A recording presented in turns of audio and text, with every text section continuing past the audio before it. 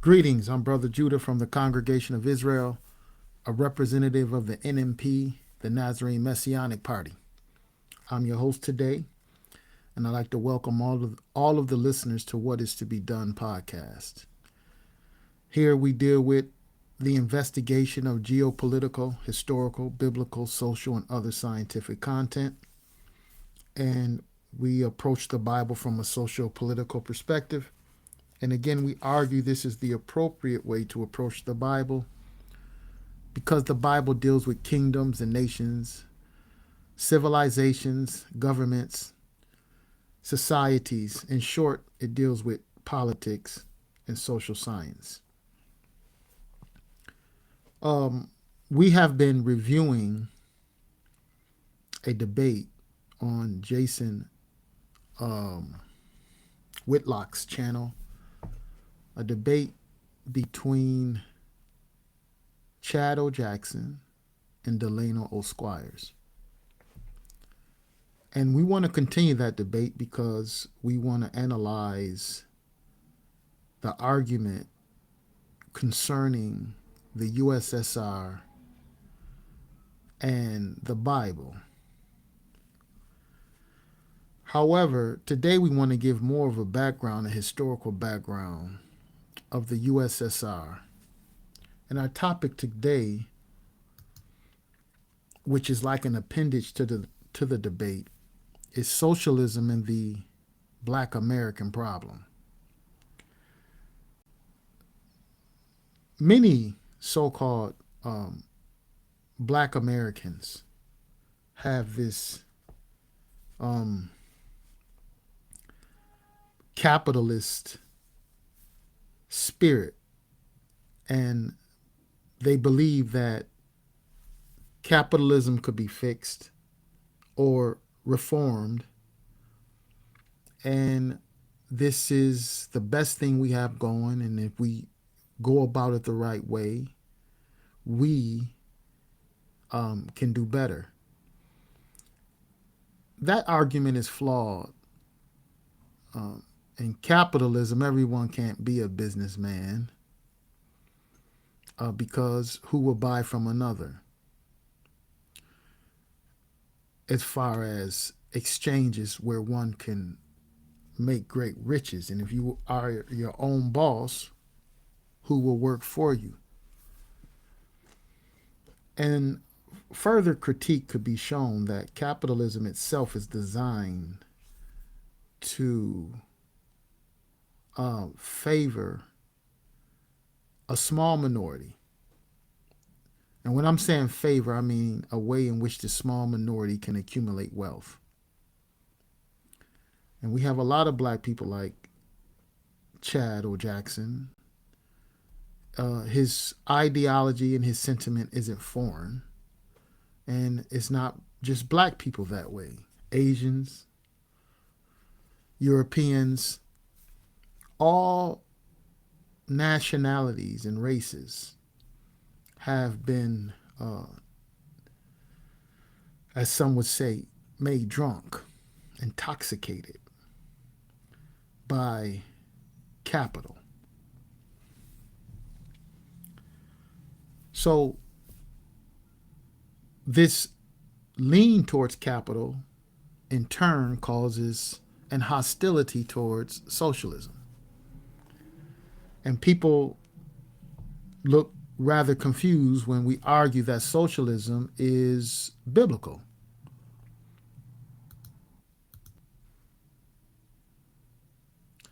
And they get further uncomfortable when we argue communism is biblical. And we just don't say it. You give us the opportunity. We believe that we can actually prove this point using the Bible itself and other historical literature and documentation to prove our position. So socialism gets this bad name. Therefore, in the debate, as I had mentioned before, the debate started on the premise that communism in the USSR was bad. Thus, all who are in association with it are bad as well. And when we, or if we're allowed to continue that discussion, most high willing, we're going to get into some of the arguments and this sentiment that socialism or communism is of the devil. Well, as we have been showing through different discussions, there was another God, as we argued before. There was this other God that perched itself up side by side with all of the divinities of Europe. We had talked about this. And this God was capital. And we have shown you that capital, what we call capitalism today, or capital, in ancient Greece, it would have been called crematistics. And then in the historical Jesus of Nazareth day, it would have been called mammon. The capitalist would have been called mammonist. So it has a history. And for some reason, people believe that capitalism it is not anti-Bible. And to be honest, most people who make that claim,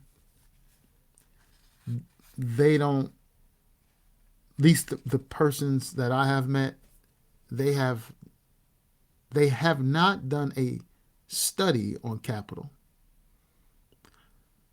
And needless to say, they definitely have not studied the Bible. See, it's one thing to read it. It's something else to study it. It's one thing to be acquainted with the Bible and memorize passages. It's something else to understand it and to know it. So we want to look at socialism and the Negro problem. And our base text that we're going to look at today is a work out of Comrade Publishing in 1902. And the author is Charles H. Vail. Now, 1902, this is just a few decades after the liberation of the slaves.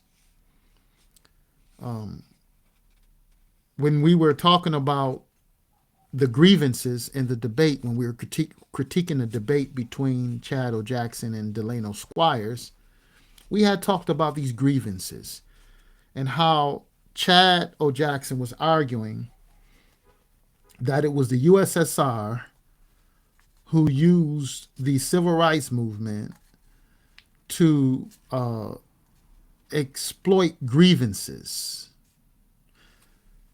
Feel sorry for me grievances, he named. He also said that this led into this right of entitlement, and the USSR, using the civil rights movement, he argued that this gave way to this spirit of bitterness. And he talked about this fictitious upward trajectory of so-called black people from the turn of the century to the 1940s and 1950s. What we did not talk about in the debate, because there's many different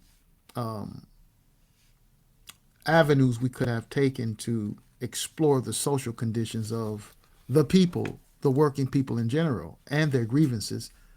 But we didn't talk about the Great Depression. And not only were white people and others affected by the Great Depression, but the Negro himself was really, really disproportionately affected.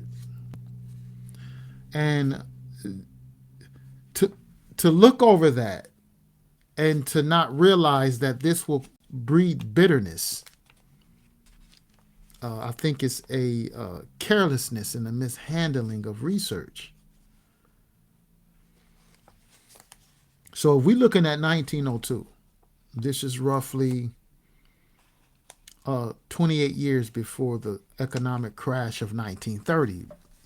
But there were economic crashes in the 1800s as well.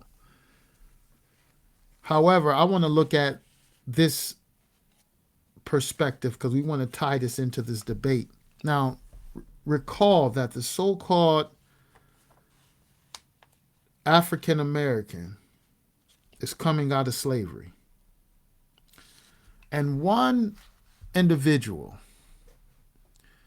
that is important, or it's quite a few men actually, that have been silenced concerning so-called black history. Harry Haywoods and Cyril Briggs and many others.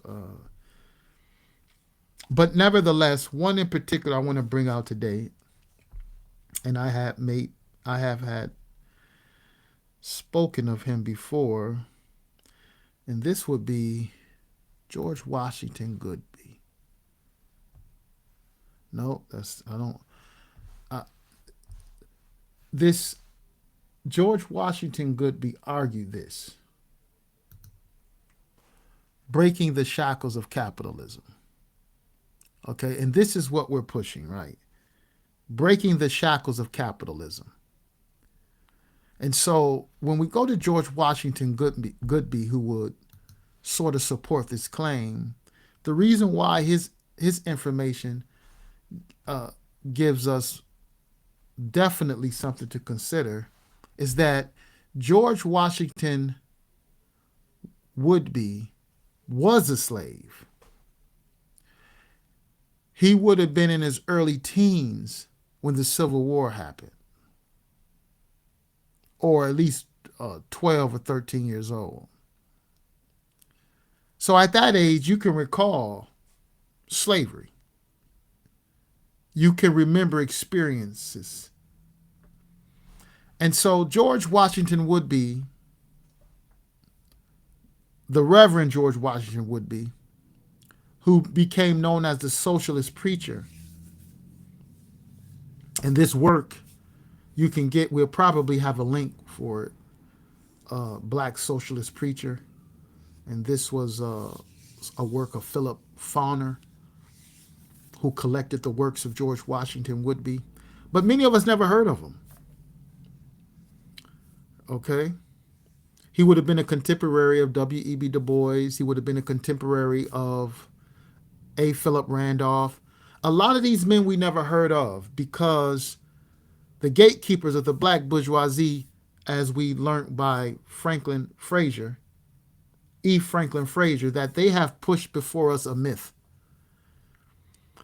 Even if you do the numbers on capital and business, after 20 years, over 80% of businesses fail. And that's about the time you're looking to retire, maybe. Roughly 40% fail after like a half a decade. It's all a bill of goods sold to us. It's like this chasing a carrot. And to keep it believable, some can obtain to some riches. But in essence, capitalism, as well as feudalism and every exploitive system, they are different manifestations of slavery and oppression. And what we have here, George Washington Woodby is quoted saying, by one who was once a chattel slave, freed by the proclamation of Lincoln, and now wishes to be free from the slavery of capitalism. George Washington Woodby, born a slave, who was once a slave, he understood capitalism was also a manifestation of slavery. Now, the black bourgeoisie did us a disservice because after the war, Reconstruction means exactly that. You're reconstructing the entire governmental system. This was the opportunity to apply new economic systems to, or a new economic system to the Constitution. All right.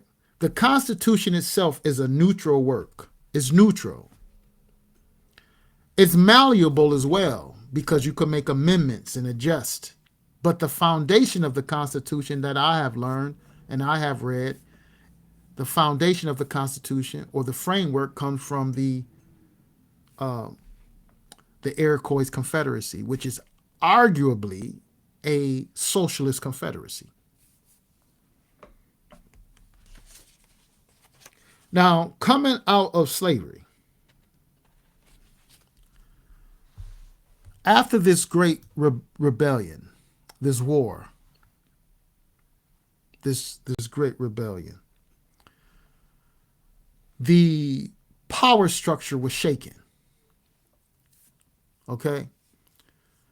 And so, what is argued here at Comrade Publishing, we want to sort of take into consideration this transition from chattel slavery to new industry.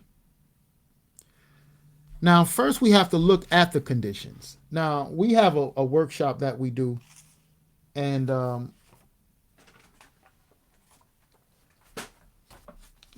we have a work which I definitely appreciate the work of Bill Bigelow. You can find a lot of the workshops and stuff like that on Zen.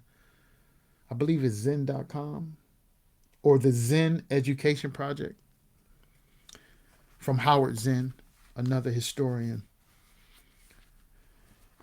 But in this work on the Reconstruction of the South, the Reconstruction of the South, it brings some things to our attention here. Things that can possibly be overlooked, especially by the bourgeoisie or the owner class. Now, consider this. Reconstruction, or the Civil War has happened. Slaves right now are free. All right, so we have to understand this aspect of freedom. So we're going to actually look at also a quote from Frederick Douglass. We must understand our situation. In order to understand our situation, when I'm saying our, I'm talking about the working people. The people who's trying to put bread on the table. And we're even talking about those, the high-priced, exploited. The six-figure exploited. Okay? They receive a little bit more privilege. All right, just like the person who worked in a house during the times of antebellum slavery. They received a little bit more privilege. But the masses work the fields. The masses today toil. The masses today are toiling so much they try to make them work until they're 70 years old. And even once they are of such an age, they still receive, for the most part, scraps. Okay, so we coming out of slavery. The Union have defeated the Confederacy. A lot of empty land, a lot of abandoned plantations. But while this is happening, this is during the Industrial Revolution. And so we have a new elite rising, the industrialists. John D. Rockefeller, Andrew Carnegie, and others. This is the time in which they began to invest and build colleges and universities.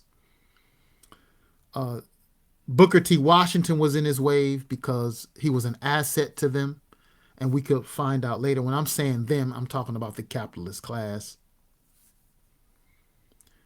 And so Tuskegee was being built. They gave them acreage.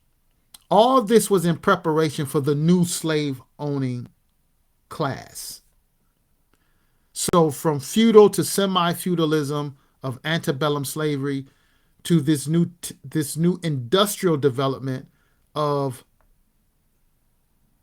property owners, industrial bourgeoisie, who will take on a new concealed form of slavery, which is actually much cheaper. And this is actually manifested in the animation of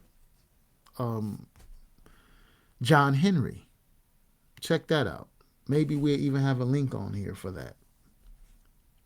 So this is where we at. We're looking at Bailey Wyatt, or Wyatt. Bailey Wyatt. He's an ex-slave protesting eviction of blacks from the confiscated plantations. Remember, the plantations, a lot of the people of the South, they lost their land. It's the government itself have been shaken to its core. So therefore, we get this time of reconstructing. You have to rebuild the American government. But now you have a lot of free people. And what does that mean? What does it mean that they're free? Free to do what? All right. So you have all of the land, and Bailey Wyatt, he's going to say something. He says, we has a right to the land where we are located. For why? I tell you, our wives, our children, our husbands have been sold over and over again to purchase the lands we now locate upon. For that reason, we have a divine right to the land. And then, didn't we clear the land, raise the crops of corn, of cotton, of tobacco, of rice, of sugar, of everything? And then, didn't large cities in the north grow up on the cotton and the sugars and the rice that we made? Comment. Bailey Wyatt, he's being generous. The entire global industry enriched themselves off of it, off of the crops, from clearing the land, the cotton, the tobacco, the rice, the sugar. Industries were built on it. And so the elder, Bailey Wyatt, he's explaining this our land. Continuing the reading. I say they have grown rich, and my people are poor. This 1866. I wonder how Chad O. Jackson would feel about this bitterness. 1866. He's looking for land, to squat on the land. Now, this was the response. Elias Yulee, a Southern white lawyer. Now, notice the argument here. This was very important in the political shift, because we're going to understand about socialism and the Black American problem. And that problem for the Black American isn't socialism. That's not his problem. He has another problem. And we're going to juxtapose it to socialism. So in response to Bailey Wyatt, we have Elias Yulee. Elias Yulee, a Southern white lawyer, says, as well may the Irish laborer claim New York City, because by his labor all the stores and residents there were constructed. or claim our railroads because they labored on them with their shovels and wheelbarrows. That is exactly right. But he's mentioning it like it's ridiculous. That's right. The Irish, the Asians, they built the railroads. They labored up north in the smelting iron factories to build the buildings, to build the factories off of the slave labor. That's why, for one, just to say that black people built America is misleading and a disservice.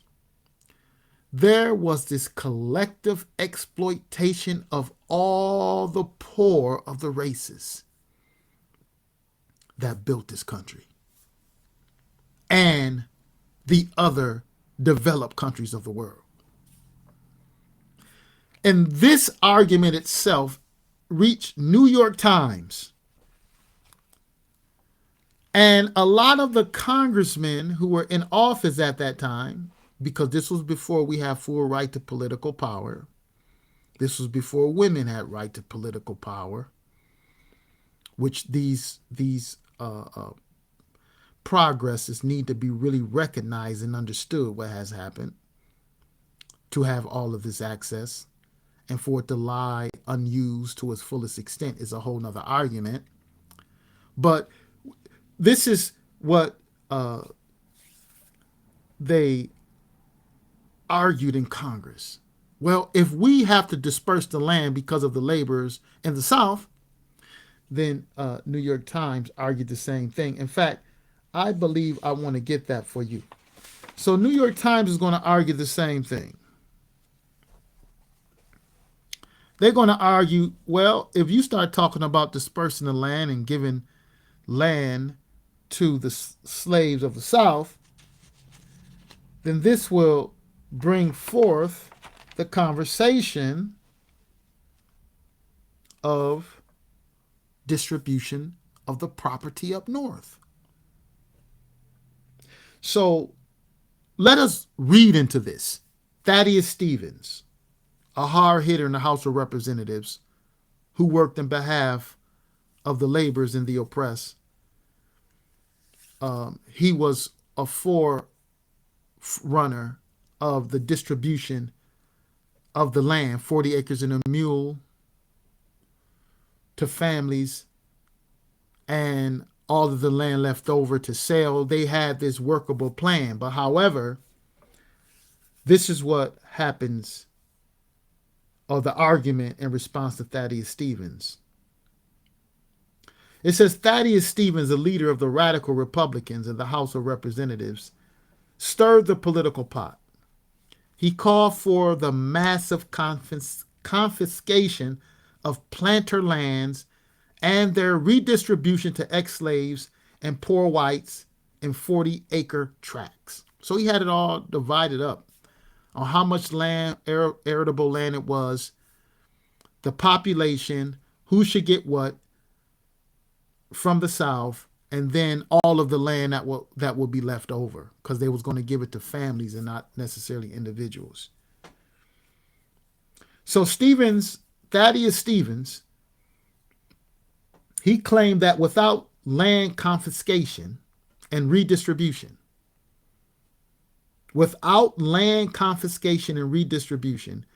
there was no basis for democracy in the South.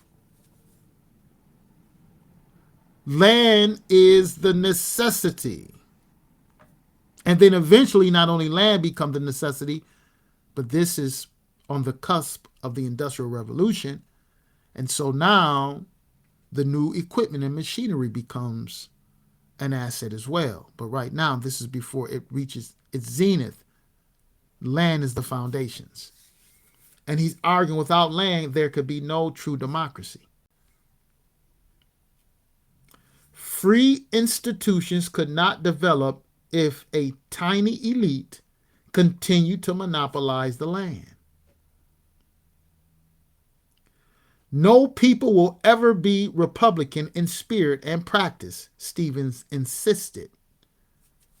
where a few own immense manors or plantations and the masses are landless. Under such conditions, economic necessity would force poor whites and ex-slaves to work the planter's land on the planter's terms or starve. How could democracy endure when a few planters control the economic survival of the majority of the Southerners? And that's exactly what happened. Because of the unorganizing of the people. The ex-slaves, many continued in poverty and became sharecroppers. A lot of white people stayed in poverty. A lot of Asians stayed in poverty. But this isn't a fixture in history that can't be changed. Just like prior to 1860s, 1863, 1864, 1865, go back 100 years prior, 1700s. To think that the institution of slavery, which has been an institution globally for millennia, if everyone believed that they just couldn't change it, and so therefore it's not worth fighting for, then we would have had different results. But it fell when it fell because of resistance. So just because the rich were able to maneuver and possess the property again, well, that don't mean it has to remain that way.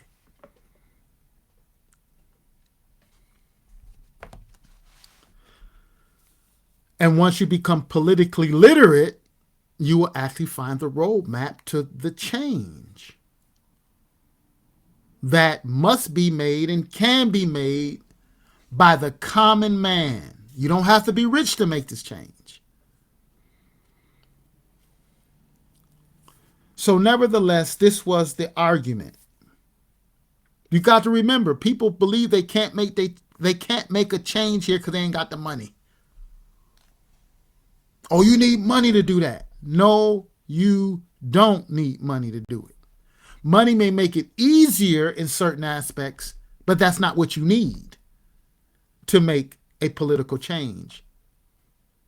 To fulfill the Declaration of Independence, when governments began to deprive the citizen of his inalienable rights, it is the duty of the citizen to remove those who sit in those seats and to furnish the seats with another. And in order to furnish the seats with another, what conversation come up? Well, how we know the next people won't be crooked? Because once you are politically literate and you begin to know how to function in a democracy, in a democracy, everyone must be politically literate. Everyone. Education is needed. You need an educated public. If you want to live in a democracy, that's what it requires. And I tell people this is the same pattern you find in the Bible. The government of Yahwism mandated that the people learn to study the law, to study the Constitution, because that's what the Torah was. That is what the Torah is. It's not a list of modern day religious dogmas. It is a constitution of a 12-tribal confederacy who formed a federal government, a federal union, 12 nation states. Now we have more on that. But they were told to study and to understand and to learn. The tabernacle itself of Moses, they have turned it into this religious this religious superstitious type of ideology. No, it was a school. The tabernacle and the temple was a school. The priests were teachers, proto-scientists, and their job was to educate the public. And it was socialist. Was it a democracy? Absolutely. The land itself was nationalized. It was divided up among families. It could not be owned forever. So if any exchanges were made, it had to be restored back to families because there was no one who was landless. And the state had say over the land. You couldn't do what you want. And when you read the Torah, you will find the regulations that was there concerning land, concerning resources. And guess what? It was democratic. Moses told the people to choose their representatives, their judges, their lawyers. He told the people to do it. He was just head of the he was with the Sanhedrin, some would call it. But he was with the body of people. Aaron and many others. Joshua. The elders, which is translated as Senate. So he wasn't his lone dictator. So when you're looking at this development, when we look at the Bible, it is a political work. It describes a political government. And when we're looking at this here in America, it's the same thing. The people must be educated in order for the government to function properly. And this is exactly what we find in the Holy Scriptures. However, Stevens, let's go back to this work. Thaddeus Stevens' bill never got out of the committee and onto the floor of the House of Representatives for a vote. That's why it was needful to sit in seats of power. And that's what the fight was about. Citizenship brought rights. These rights brought political power.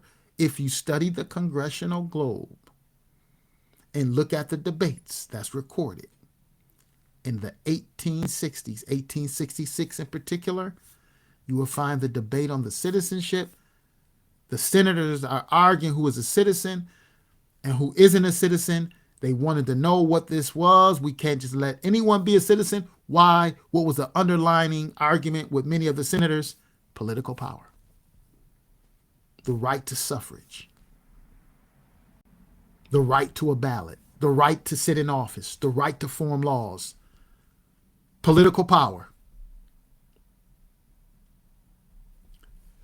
And that is so very important because if you realize, that's why we explain to people, it appears that certain people do what they want to do. People say, well, white folks do what they want to do. That's not true. Well, rich white folks do what they want to do. That's not true either. If that was the case, then General Lee and all of the rest of them could come in and demand their land back. Jefferson Davis, General Wade, they all could come and say, give us our land back because we here.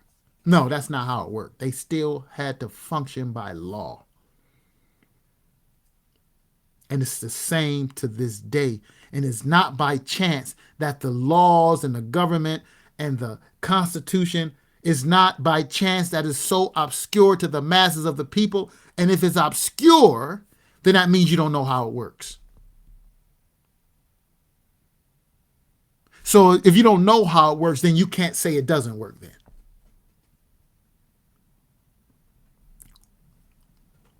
It works very well if you know how to use it.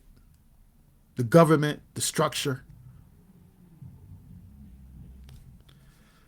So it never this argument never got enough. So what we had, it said it died because Stevens' radical allies, while supporting political and civil equality for African Americans, generally drew the line at property seizure.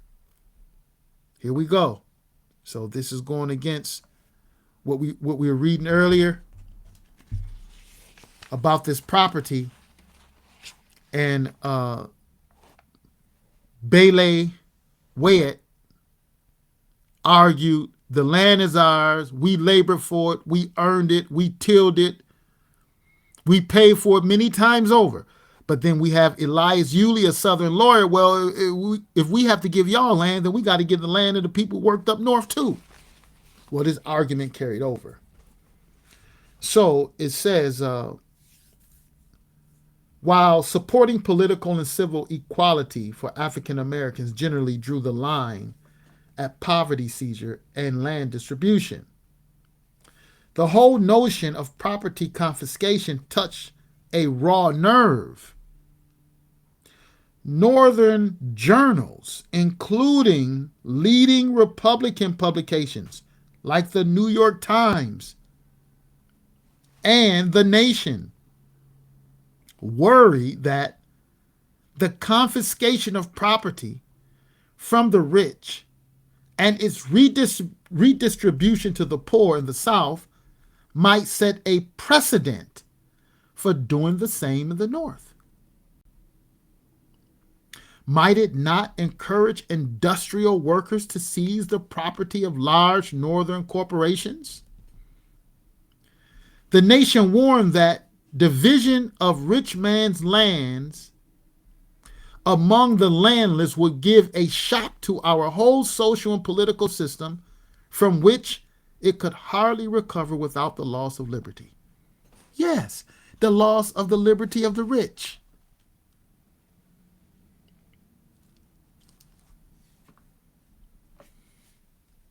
So therefore, that began the struggle. And this is what we were running into. This is what we were running into, this struggle.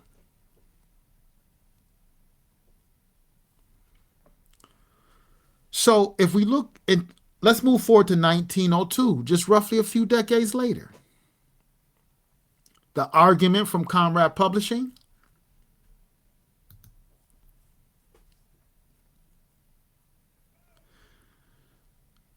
under the title The Negro Problem, 1902. To many, the Negro problem was forever solved when the shackles were struck from the 4 millions of the colored race. This act was thought to fulfill the theory embodied in the Declaration of Independence that all men were created free and equal. The emancipation of the Negro from chattel slavery, an act necessary to modern capitalist industry, was from the standpoint of economic progress a great leap in the advance. But instead of solving the Negro problem, it merely changed its aspects. So this is where we go to the wisdom and the observation of George Washington Woodbey, who says, by one who was once a chattel slave, freed by the proclamation of Lincoln, and now wishes to be free from slavery of capitalism. So, George Washington Woodbey, Reverend George Washington Woodbey, the socialist preacher, was around when this article came out in 1905. So the aspect has changed. The argument is this: the Negro was emancipated from chattel slavery only to be plunged into wage slavery. This change merely altered the relation in which the Negro stood to his master. That's what happened. And that's where we at today. That's why people call this the unfinished revolution. But just as you had whites who owned slaves, just as you had blacks who owned slaves, among others, as Chad O. Jackson argued, this reasoning is downright hostile to their fundamentals. He says it's antithetical. The communist and the socialist ideology is antithetical to their to the ideology of their cess by conventional means. Yeah, he's talking about the capitalist. And there's another side to this. He say bitterness. Yeah. Yes. So what happened here? If we go further, land confiscation again, New York Times. Land confiscation is a question not of humanity, not of loyalty, but of fundamental relation of industry to capital. And sooner or later, if begun at the South, it will find its way into the cities of the North, talking about property redistribution. An attempt to justify the confiscation of Southern land under the pretense of doing justice to the freedman strikes at the root of property rights in both sections. This is New York Times, July 9th, 1867. They understood this. So this was, okay, the capitalist planner is falling, but now you have the industries up north who's developing. Hell, okay, we supported getting rid of the Southern capitalist property. Why? Because the rich industrialists wanted it. And the newly freed men and the poor whites, they were in the way. So let's continue our ideology to divide them, like they were doing after the rebellions when whites and blacks got together to rebel against slave owners. Okay, let us divide them. Let's continue that doctrine. And then let's go to work to keep them so busy and divided they can't really perceive the power shift. And then teach them they free. But we're not. We just able to sell ourselves to a master for a certain amount of hours instead of perpetually. Or contract yourself out for a certain amount of years. So this was another 1867 reported by the Joint Congressional Committee on Reconstruction. A freedman, he says, "Sir, I want you to help me in a personal matter." The general asked, because this was of the Union, general of the Union, "Where is your family?" He said, "On the Red River." The general asked, "Have you not everything you want?" The freedman said, "No, sir." General asked, "You are free?" Freedman said, "Yes, sir. You set me free, but you left me there."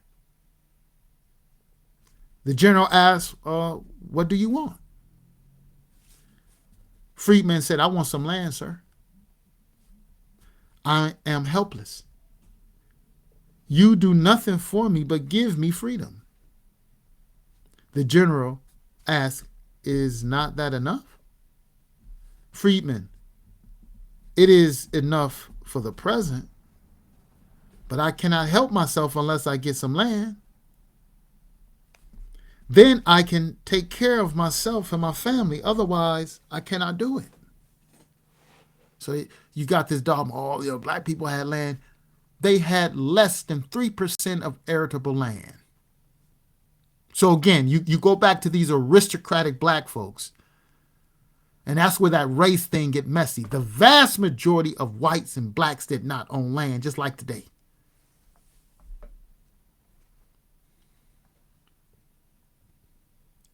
Frederick Douglass had to chime in. You say that you have emancipated us? This is what Douglass says. You have, and I thank you for it. But what is your emancipation? And this is where King got his argument from. When the Israelites were emancipated, they were told to go and borrow. Well, actually in the Hebrew, in the King James, it says borrow, but in the Hebrew, that word implies, or it says demand. Ask is one definition, another is to demand. And we argue it is the stronger tense of demand because this is exactly what Jesus demanded of the rich ruler who made his wealth off of the poor. He demanded, if you're going to be a part of this kingdom, you sell it all and give it back to him. Give him the riches you made. This is the same argument in the constitution of Yahwism. If a man work with you and he labored for you for such and such years, the demand was you must release him in the 6th year and you must furnish him with all of the labor and wealth he desires. Open your hand wide. Because he have helped in creating your riches. This is a demand. So Frederick Douglass said the Israelites were emancipated. They were told to go and borrow of their neighbors, borrow their coin, borrow their Jews, load themselves down with the means of subsistence after they should go free in the land which the Lord God gave them. When you turned us loose, you gave us no acres. You turned us loose to the sky, to the storm, to the whirlwind, and worst of all, you turned us loose to the wrath of our infuriated masters. That's what one of the freedmen said. He just left us here. How is it that there is even a debate on giving us land when we worked it? So Frederick Douglass said, you done left us to the rains. You done left us to the storms. We have no shelter. We have no clothing, but we made it all. Yeah, that's warrant bitterness. It didn't take the Soviets to start this idea of bitterness. So that's why I wanted to look into this to show you this bitterness that was started by the Soviets, started this spirit of bitterness. Now, what we read right here calls the bitterness.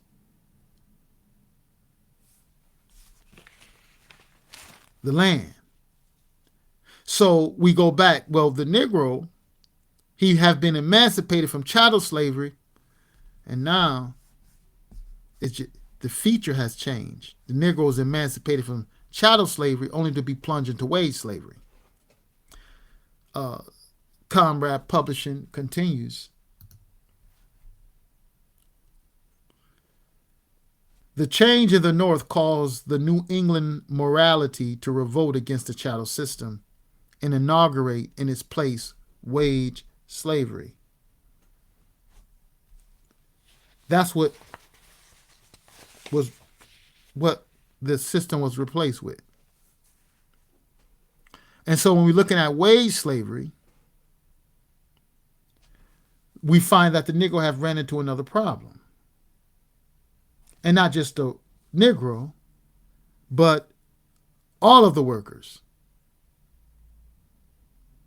See, what began to be explained further by the C.H. Vail. He says,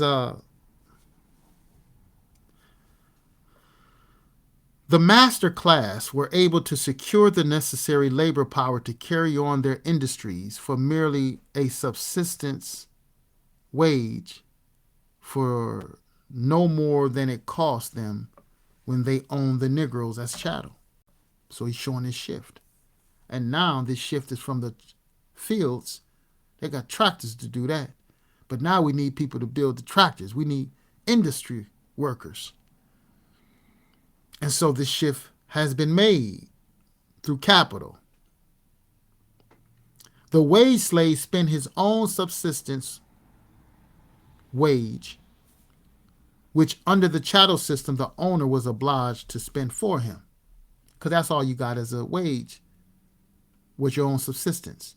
No matter how meager it was, the boss still had to pay for your fat back and grits, or, your dumplings and lemonade and your shack you lived in. It was still somewhat of a cost. Still an investment of some sort. Meager, no doubt. And Vail is arguing this is pretty much the same now. And relative, you look, your paychecks, is probably in the hundreds of dollars or maybe a couple of thousands of dollars. But in relation to the price of goods, the people wealth haven't changed much more than it was back then. As far as earnings. So what we want to begin to understand, number one, is this development of the new slave system, as would be argued, the slavery of capitalism. That's what would be argued, and this is the argument today.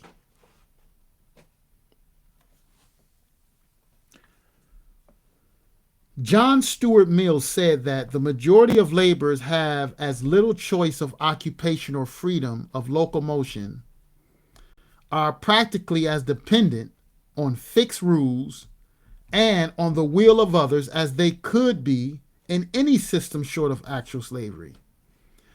This is the condition into which the Negro was liberated.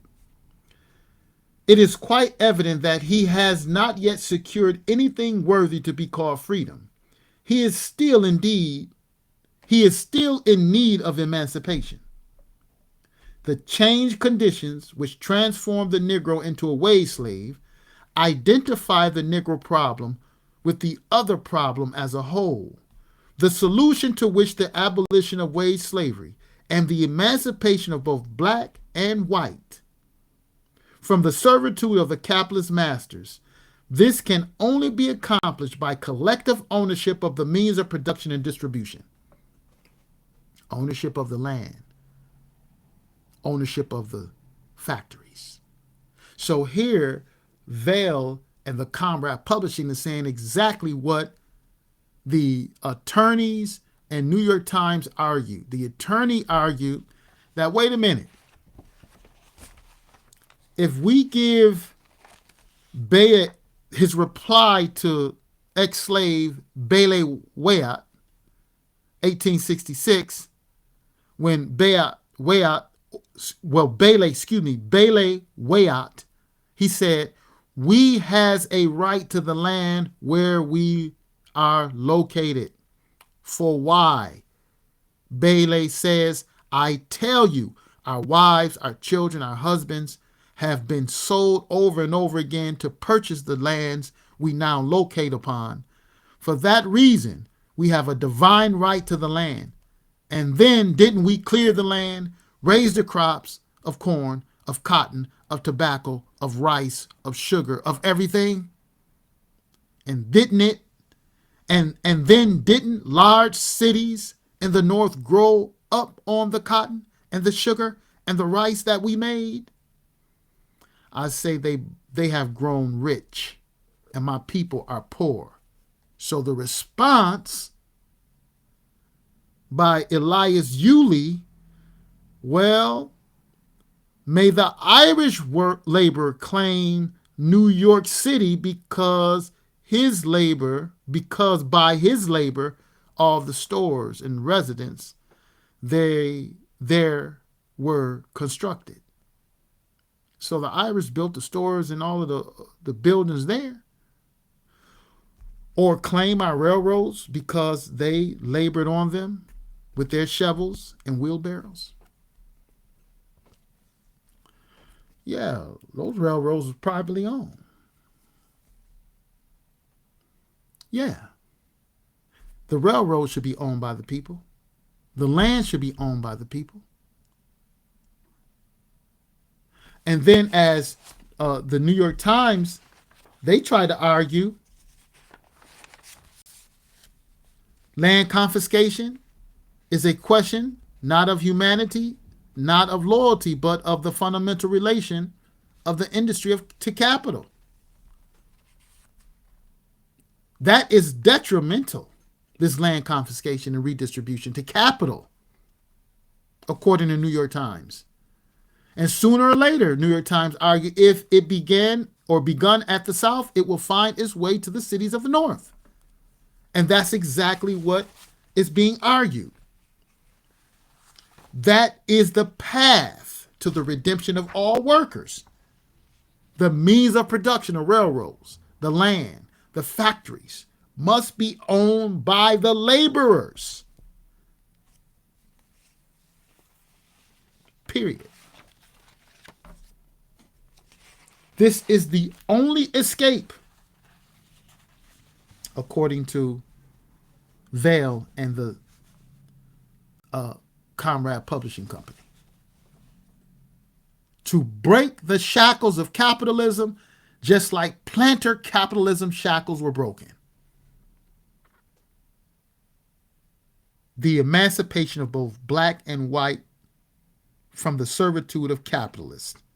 This can only be accomplished by collective ownership of the means of production and distribution.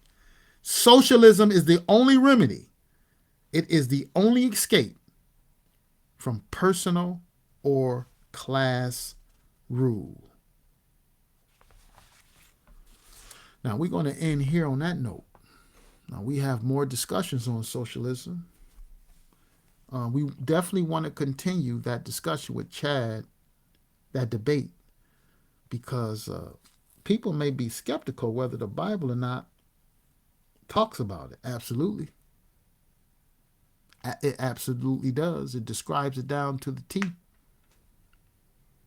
In fact, we argue the foundations was Moses' socialism, which was to be the catalyst for Jesus' communism. Oh, see, now I could hear people acting a fool.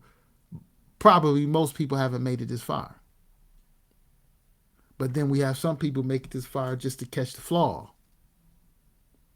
But they probably caught that. And they probably think that's a flaw. What do you mean Moses is a socialism and Jesus communism? I didn't make it up. And for the sake of today's discussion, you will find this is it.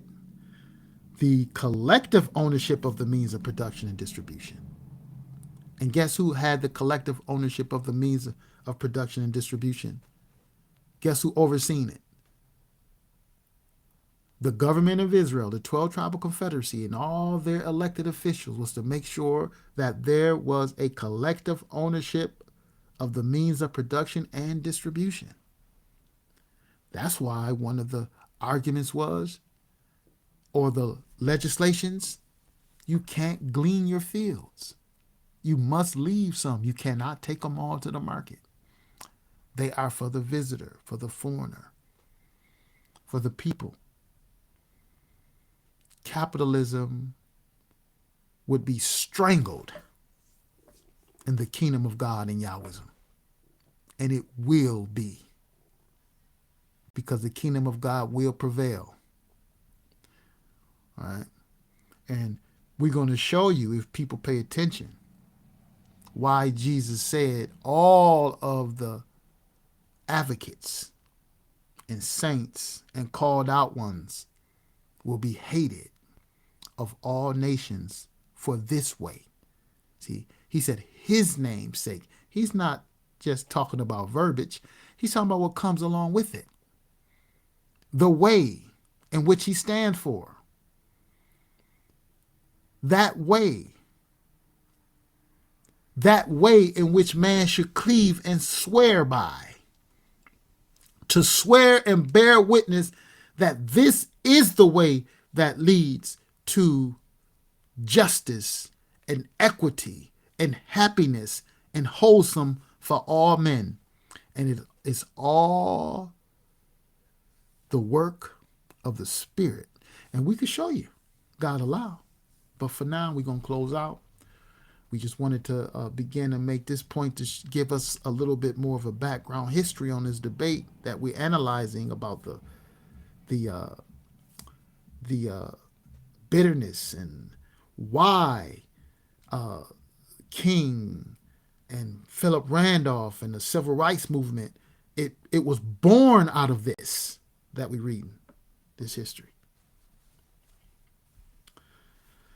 So again, I'm Brother Judah. I'd like to thank everybody who have taken a time out to tune into our podcast, What Is to Be Done. And God willing, we will be back with more content. And I know I've been taking some time dealing with the Chad Jackson's debate, but there's other things we definitely want to get into. And we also want to begin to release a couple of more of our discussions that we have had on the Palestinian conflict, getting back into the global affairs.